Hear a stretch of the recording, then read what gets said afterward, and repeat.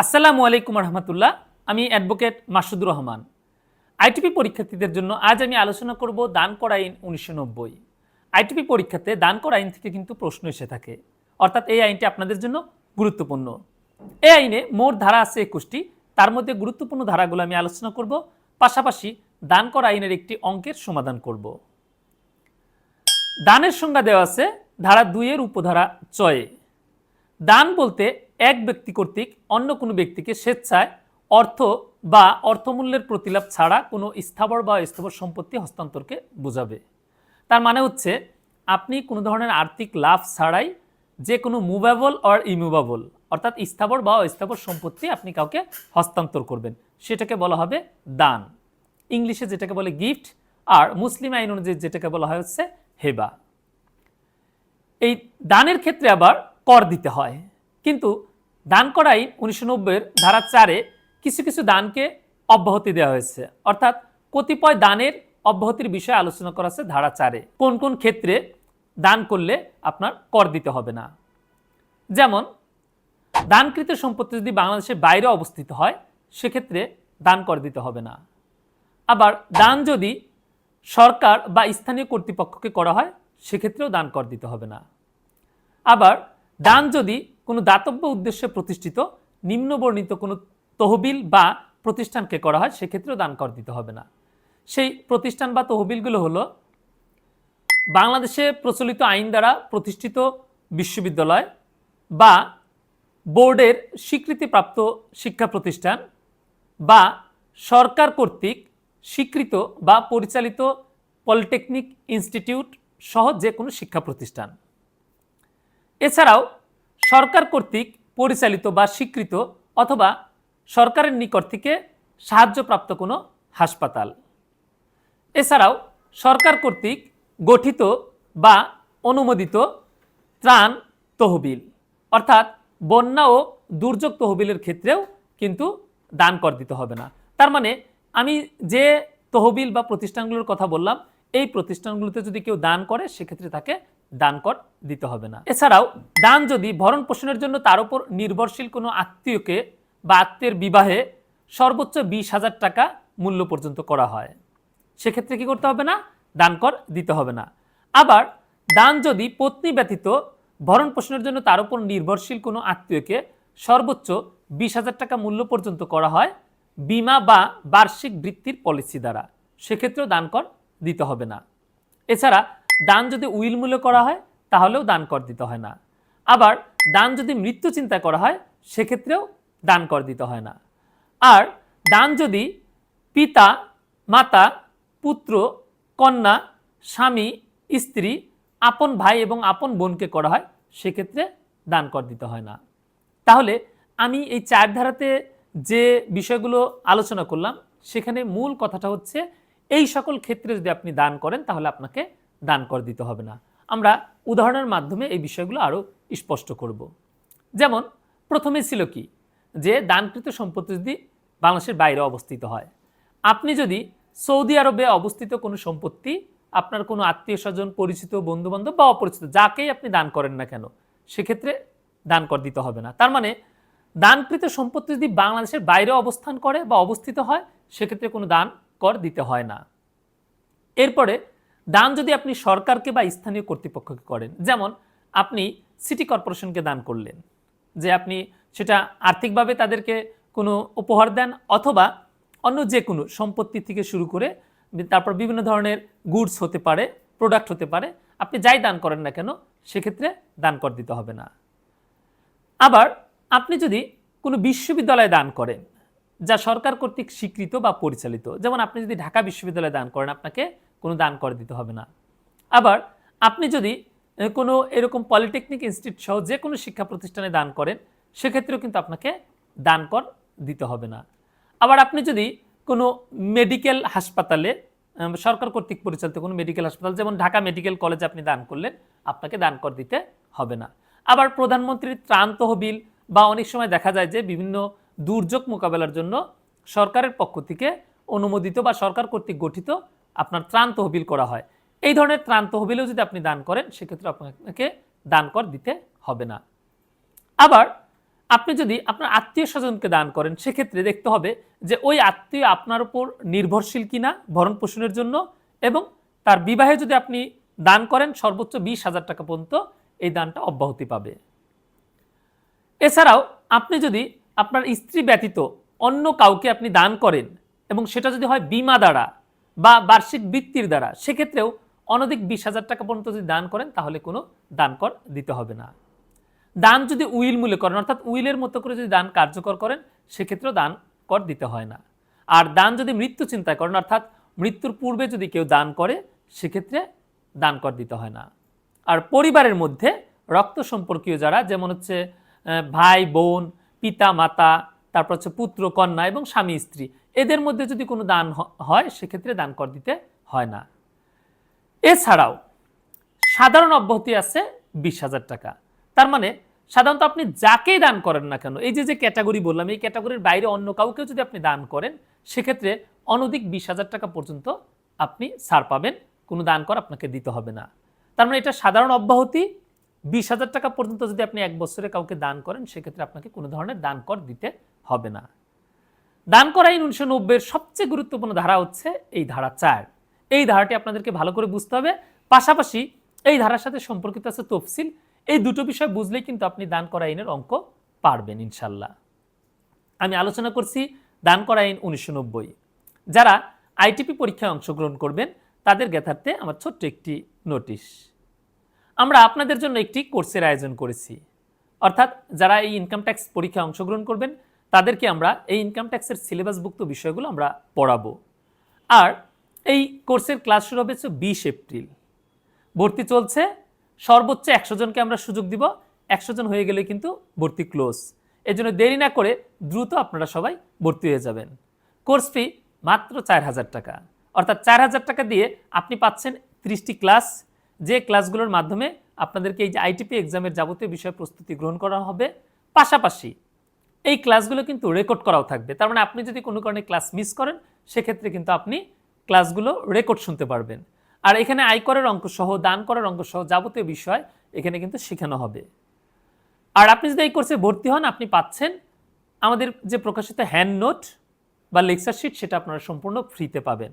তার মানে আমরা যে হ্যান্ড নোটটি প্রকাশ করেছি, যেটা আমরা বাজারে বিক্রি করছি, সেটা কিন্তু আপনারা সম্পূর্ণ ফ্রিতে পাবেন।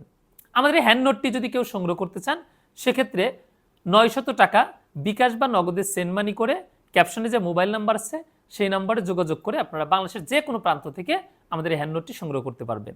অর্থাৎ আপনি যদি কোর্সে ভর্তি হন, তাহলে আপনি এই হ্যান্ড নোটটি পাচ্ছেন সম্পূর্ণ ফ্রিতে। আর আপনি যদি কোর্সে ভর্তি না হয়ে শুধু হ্যান্ড নোট সংগ্রহ করতে চান, সেক্ষেত্রে ক্যাপশনে যে মোবাইল নাম্বার আছে সেই নম্বরে যোগাযোগ করে বাংলাদেশের যে কোনো প্রান্ত থেকে আমাদের এই হ্যান্ড নোটটি সংগ্রহ করতে পারবেন। এছাড়াও আপনারা আমাদের এই হ্যান্ড নোটটি আমাদের যে অফিস আছে সেই অফিস থেকেও সংগ্রহ করতে পারবেন। আমি আলোচনা করছি দান করা আইন 1990। ধারা 5 আলোচনা করব, যেখানে দানের মূল্য নিরূপণ করার পদ্ধতি আলোচনা করা আছে। যদি এরকম হয় যে দান করা হয়েছে সেটা টাকা নয়, অর্থাৎ অর্থ নয়, সেটা কোনো সম্পত্তি, অন্য কোনো সম্পত্তি, সেক্ষেত্রে টাকার অঙ্কে আমরা কিভাবে পরিমাপ করব যে কত টাকা দান করা হলো। যেমন জমি, তারপর হচ্ছে মুভেবল প্রপার্টি হতে পারে, যেমন ঘড়ি, তারপর হচ্ছে মোটরসাইকেল, গাড়ি, বিভিন্ন কিছু দান করতে পারে। সেক্ষেত্রে সেটা যদি খোলা বাজারে বিক্রয়যোগ্য হয়, তাহলে বিক্রয় মূল্য অর্থাৎ বাজার মূল্য অনুসারে ধরতে হবে। তার মানে একটা মোটর বাইক দান করা হলো, ওই মোটর বাইক খোলা বাজারে যদি বিক্রি হয়, তাহলে সেক্ষেত্রে এটার মূল্য কত, সেই মূল্যটাই হবে যে সে দান করেছে এত টাকা। আর যদি সেটা খোলা বাজারে বিক্রয়যোগ্য না হয়, সেক্ষেত্রে বিধি দ্বারা নির্ধারিত পদ্ধতিতে সেটার মূল্য নির্ধারণ করা হবে। এরপর আলোচনা করব ধারা 7, যেখানে দানের রিটার্ন সম্পর্কে বলা আছে। প্রত্যেক আর্থিক বছরে যদি কোনো ব্যক্তি দান করে থাকেন, সেক্ষেত্রে পরবর্তী কর বর্ষে তিনি কি করবেন, উপকর কমিশনারের নিকট 15 সেপ্টেম্বরের মধ্যে দানের রিটার্ন দাখিল করবেন। খেয়াল করবেন, দানের রিটার্ন দাখিল করার সময়সীমা কিন্তু 15 সেপ্টেম্বর পর্যন্ত। আর কার কাছে দিতে হবে, উপকর কমিশনার বা এই কর আদায়কারী কর্মকর্তা, তার নিকট কি করতে হবে, আপনাকে এই দানের রিটার্ন জমা দিতে হবে। এরপর আলোচনা করব ধারা 12, যেখানে আপিল, রিভিশন ও রেফারেন্স সম্পর্কে বলা আছে। যদি এরকম হয় যে আয়করের কোনো সিদ্ধান্তের ক্ষেত্রে যে কর্তৃপক্ষের নিকট আপিল, রিভিশন, রেফারেন্স দায়ের করা যায়, সেই কর্তৃপক্ষের নিকটই কিন্তু আপনি আপিল রিভিশন রেফারেন্স দায়ের করতে পারবেন যদি আপনি উপকর কমিশনার বা কর আদায়কারী কর্মকর্তার কোনো সিদ্ধান্তে সংক্ষুব্ধ হন। তার মানে দান করের বিষয়ে যদি উপকর কমিশনার বা কর আদায়কারী কর্মকর্তা যদি কোনো সিদ্ধান্ত প্রদান করেন, সেই সিদ্ধান্তে যদি আপনি সংক্ষুব্ধ হন, এগ্রিভড হন, তাহলে আপনি আয়কর অধ্যাদেশ অনুযায়ী আয়কর সংক্রান্ত বিষয়ে যে কর্তৃপক্ষের নিকট আপিল রিভিশন রেফারেন্স দায়ের করতে হয়, সেই একই কর্তৃপক্ষের নিকট আপনি আপিল রিভিশন রেফারেন্স দায়ের করতে পারবেন। এরপর আমরা আলোচনা করব ধারা 18, যেখানে সরকারি কর্মকর্তাদের দায় মুক্তির বিধান আছে। অর্থাৎ যদি কোনো সরকারি কর্মকর্তা সরল বিশ্বাসে যদি এই দান কর বিষয়ে কোনো সিদ্ধান্ত পরিবর্তন করেন, বাতিল করেন বা কোনো সিদ্ধান্ত গ্রহণ করে থাকেন, সেক্ষেত্রে তাদের বিরুদ্ধে কোনো মামলা দায়ের করা যাবে না। এমনকি সেটা দেওয়ানি বা ফৌজদারি না, শুধু অন্য যে কোনো আইনগত পদক্ষেপ তার বিরুদ্ধে আপনি নিতে পারবেন না। তার মানে এখানে সরকারি কর্মকর্তা কর্মচারীদেরকে একটা অব্যাহতি বলি বা দায়মুক্তির বিধান বলি, সেটা করা হয়েছে। এই ধারাগুলোই আপনাকে এই দান করা আইন থেকে পড়তে হবে। এরপর আমরা আলোচনা করব তফসিল, যেটা অনেক বেশি গুরুত্বপূর্ণ। আমি আগেই বলেছি তফসিল এবং ধারা 4 এই দুটো মিলিয়েই কিন্তু অঙ্ক। তফসিলে মূলত হচ্ছে এই দান কর যে দিবেন সেটার অনুপাত বলা আছে, যে কত টাকার জন্য কত % করে দিতে হবে। যেমন অব্যাহতি প্রাপ্তির পর প্রথম 5 লক্ষ টাকার জন্য 5% হারে দান কর দিতে হবে, পরবর্তী 10 লক্ষ টাকার জন্য 10% হারে দান কর দিতে হবে, এবং পরবর্তী 20 লক্ষ টাকার জন্য 15% হারে দান কর দিতে হবে, এবং অবশিষ্ট অংশের জন্য 20% হারে দান কর দিতে হবে। আর এভাবেই দান কর নির্ধারণ করা যায় যে করযোগ্য দান কতটুকু, সেটার অনুসারে এই টাকাগুলো বা এই আপনার দান করগুলো দিতে হবে। এই যে আমি বললাম যে প্রথম 5 লক্ষ টাকার উপর 5% হারে, তার মানে বুঝতে পারছেন যে 5 লক্ষ টাকা পর্যন্ত যদি হয় সেক্ষেত্রে 5% হারে যত টাকা আসবে, সাধারণত 5 লক্ষ টাকা পর্যন্ত হলে 5% হলে 25,000 টাকা, পরবর্তীতে 10 লক্ষ টাকা পর্যন্ত হলে 10% করে হলে আপনার হচ্ছে 1 লক্ষ টাকা। এইভাবেই আপনাকে আগে নির্ধারণ করতে হবে করযোগ্য দান কত টাকা সেটা। তো আমরা এখন একটা অঙ্ক দেখব, সেই অঙ্কের মাধ্যমে আমরা বোঝার চেষ্টা করব যে দান কর দেওয়ার ক্ষেত্রে কত টাকা দিতে হয় এবং কিভাবে এর অব্যাহতিগুলো পায়। তার আগে আমি ছোট্ট করে আবারও বলছি, আমরা আপনাদের জন্য একটি কোর্স চালু করেছি। সেই কোর্সের ক্লাস শুরু হবে 20 এপ্রিল থেকে। এই কোর্সে আইটিপি এক্সামে যে সকল বিষয় আপনার পরীক্ষায় এসে থাকে সেই বিষয়গুলো আমরা আপনাদের শেখাবো। এমনকি এই যে এখন যে আমি দান করা আইন শেখাবো, দান করা আইনের যে অঙ্ক, এরকমভাবে আয় করা আইনের অঙ্ক আপনাদেরকে শেখানো হবে। এছাড়াও যাবতীয় অন্যান্য যে বিষয়গুলো আছে সেগুলো আমরা আপনাদের সাথে আলোচনা করবো এবং সেগুলো আপনাদের শেখাবো। পরীক্ষায় যে ধরনের প্রশ্ন এসে থাকে সেই প্রশ্নের আলোকে আমরা মূলত এই কোর্সটি সাজিয়েছি, এবং এই কোর্সের ক্লাসগুলো হবে কিন্তু রাতের বেলা, এবং সবগুলো ক্লাস হবে জুম মিটিংয়ে, ক্লাসগুলো রেকর্ড করাও থাকবে। রাত 8টা থেকে ক্লাস শুরু হবে, ক্লাসগুলো রেকর্ড করে থাকবে। যদি কোনো কারণে আপনি ক্লাস মিস করেন, আপনি কিন্তু পরবর্তীতে রেকর্ড শুনতে পারবেন।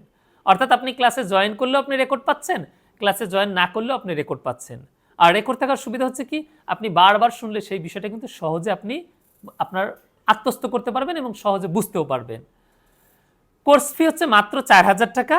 এই 4,000 টাকা দিয়ে আপনি এই কোর্সে ভর্তি হলে পাচ্ছেন 30টি ক্লাস, সবগুলো ক্লাসের রেকর্ড।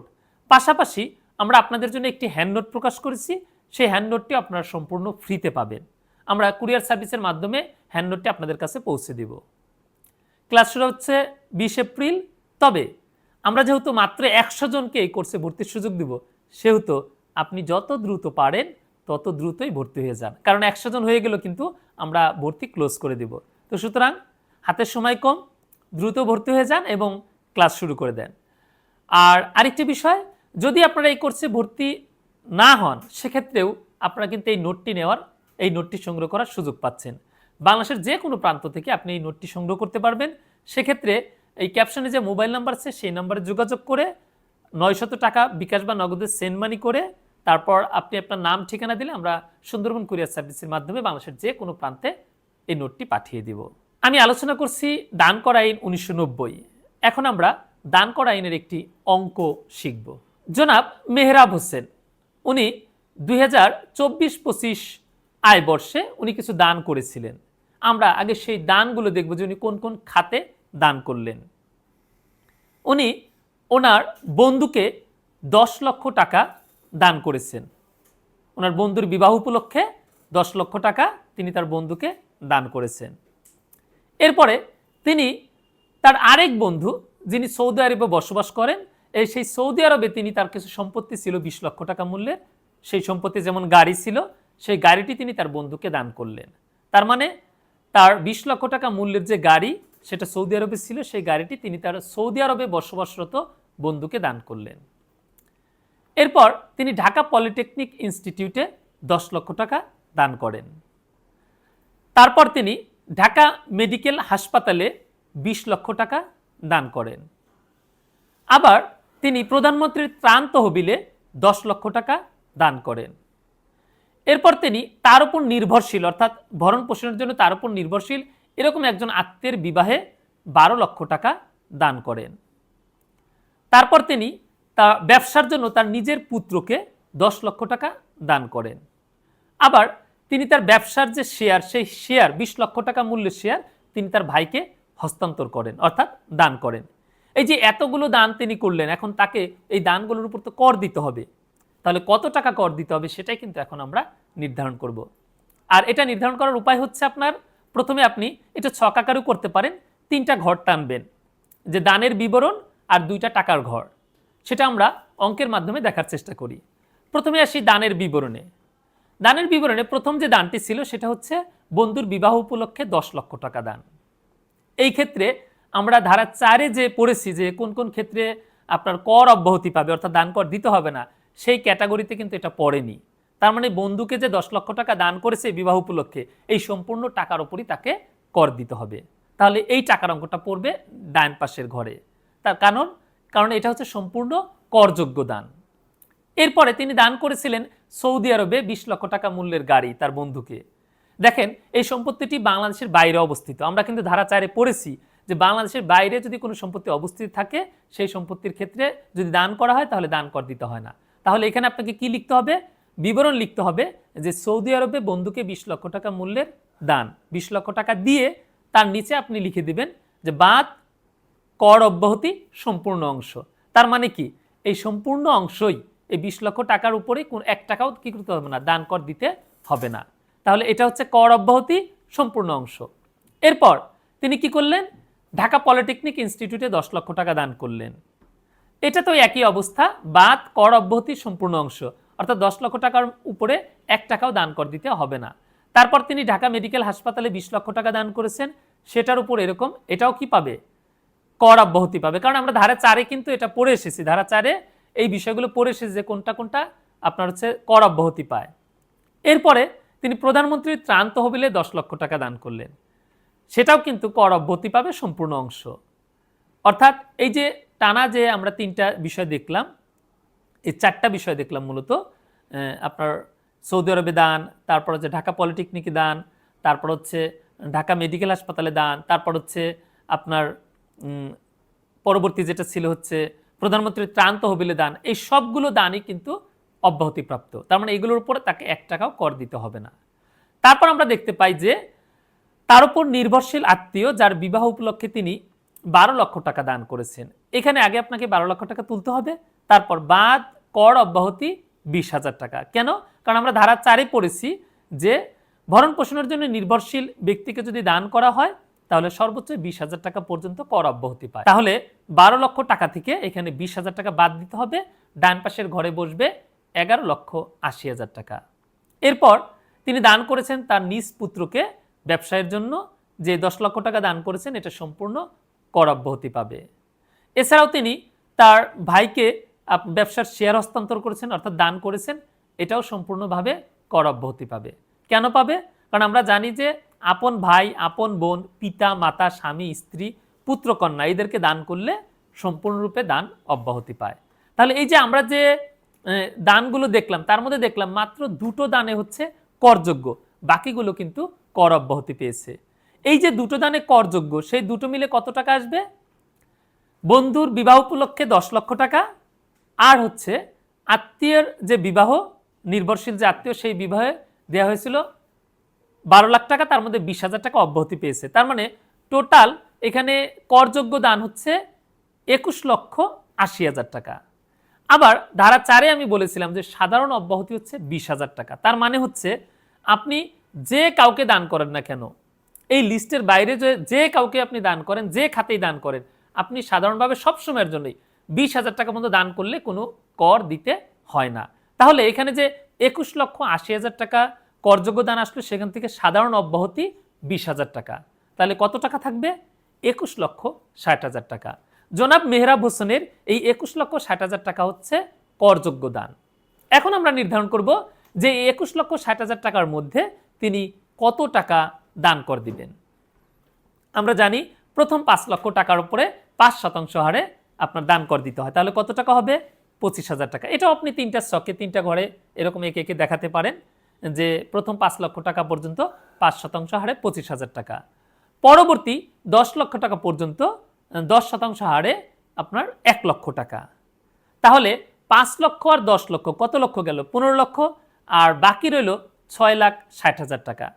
এই 6,60,000 টাকায় তাকে কর দিতে হবে, অর্থাৎ দান কর দিতে হবে 15% হারে, কারণ পরবর্তী 20 লক্ষ টাকা পর্যন্ত যেহেতু 15% হারে, সুতরাং 6,60,000 টাকা তো পরবর্তী 20 লাখ টাকার মধ্যেই পড়ে, তো এখানে দিতে হবে 15% হারে এবং দান কর আসবে 99,000 টাকা।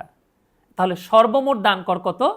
আমরা প্রথমে দেখলাম 25,000 5 লক্ষ টাকার উপর, এরপর 1 লক্ষ টাকা, এরপর 99,000 টাকা, অর্থাৎ সর্বমোট 2,24,000 টাকা। তাহলে এখানে আমরা দেখলাম যে জনাব মেহরাব হোসেনের করযোগ্য দান হচ্ছে মোট 21,60,000 টাকা, আর সেটার মধ্যে অব্যাহতি পেয়ে এবং দান করের যে আপনার পরিমাণ সেটা নির্ধারণ করা হলো 2,24,000 টাকা। তার মানে 21,60,000 টাকা দান করার জন্য তাকে আপনার কর দিতে হবে 2,24,000 টাকা। দান করা আইনের অঙ্ক কিন্তু কঠিন না। এই যে আমি যে আলোচনা করলাম, আশা করি আপনারা বুঝতে পেরেছেন যে আপনাকে মূলত ধারা 4 এবং তফসিল এই দুটো বিষয় মনে রাখতে হবে, এবং মনে রাখাটাও খুব বেশি কঠিন না। ইনশাল্লাহ আমার এই ক্লাসের মাধ্যমে আপনারা দান করা আইনের অঙ্ক সম্পর্কে একটা ধারণা পেয়েছেন, আর বাকি কথা ইনশাল্লাহ হবে আমাদের ক্লাসগুলোতে। তার মানে হচ্ছে আমরা আপনাদের জন্য একটি কোর্সের আয়োজন করেছি, যার ক্লাস শুরু হবে 20 এপ্রিল, আর এই কোর্সের ক্লাসগুলো হবে রাত 8টা থেকে রাত 9টা পর্যন্ত। সবগুলো ক্লাস হবে জুম মিটিংয়ে অর্থাৎ অনলাইনে, এবং সবগুলো ক্লাস রেকর্ড করা থাকবে। আর এই ক্লাসগুলোতে কিন্তু আমরা এই জুম মিটিংয়ের মাধ্যমে যে ক্লাসগুলো নিব, সেখানে কিন্তু আমরা অঙ্ক শেখাবো আপনাদের, দান করার অঙ্ক, আয় করার অঙ্ক, এছাড়াও থিওরি থেকে যে প্রশ্নগুলো আছে সেগুলো আমরা আলোচনা করব। মোট ক্লাস হবে 30টি, নির্দিষ্ট রুটিন মেনটেন করে আমরা এই ক্লাসগুলো নিব, এবং সবগুলো ক্লাস যেহেতু রেকর্ড করা থাকবে, আপনি বারবার রেকর্ডগুলো শুনতে পারবেন। এতে আপনার জন্য সুবিধা হবে যে একটা বিষয় বারবার শুনলে কিন্তু সহজে সেটা মনে থাকে। আর কোর্স ফি হচ্ছে মাত্র 4,000 টাকা। 4,000 টাকা দিয়ে ভর্তি হলে আপনি পাচ্ছেন 30টি ক্লাস, ক্লাসের রেকর্ড, এবং আমরা যে একটি হ্যান্ডনোট প্রকাশ করেছি সেই হ্যান্ডনোটটি আপনারা সম্পূর্ণ ফ্রিতে পাবেন। তার মানে আমরা আপনাদের পরীক্ষার জন্য যে সিলেবাসভুক্ত বিষয়গুলো আছে সেগুলোর আলোকে আমরা একটা হ্যান্ডনোট প্রকাশ করেছি, সেই হ্যান্ডনোটটা সম্পূর্ণ ফ্রিতে দেবো আপনাদের, অর্থাৎ এই 4,000 টাকার মধ্যে সেটা পেয়ে যাচ্ছেন। তবে একটি শর্ত আছে, শর্ত হচ্ছে আমরা এই কোর্সে মাত্র 100 জনকে নিব, তো 100 জন পূরণ হয়ে গেলে কিন্তু আমরা নিতে পারবো না। সুতরাং যদিও ক্লাস শুরু হবে 20 এপ্রিল, কিন্তু যত দ্রুত সম্ভব আপনারা এই কোর্সে ভর্তি হয়ে যাবেন। আর আপনি যদি এই কোর্সে ভর্তি না হয়ে এই নোটটি সংগ্রহ করতে চান, অর্থাৎ শুধু এই নোটটি সংগ্রহ করতে চান, তাহলে বাংলাদেশের যে কোনো প্রান্ত থেকে সুন্দরবন কুরিয়ার সার্ভিসের মাধ্যমে আপনারা এই নোটটি সংগ্রহ করতে পারবেন। ক্যাপশনে যে মোবাইল নাম্বার দেখতে পাচ্ছেন সেই নম্বরে 900 টাকা বিকাশ বা নগদে সেন্ড মানি করে আপনার নাম, ঠিকানা, মোবাইল নাম্বার দিলে আমরা সুন্দরবন কুরিয়ার সার্ভিসের মাধ্যমে বাংলাদেশের যে কোনো প্রান্তে এই হ্যান্ডনোটটি পাঠিয়ে দিব। তাহলে আজ এই পর্যন্তই, ভালো থাকবেন সবাই, আল্লাহ হাফেজ।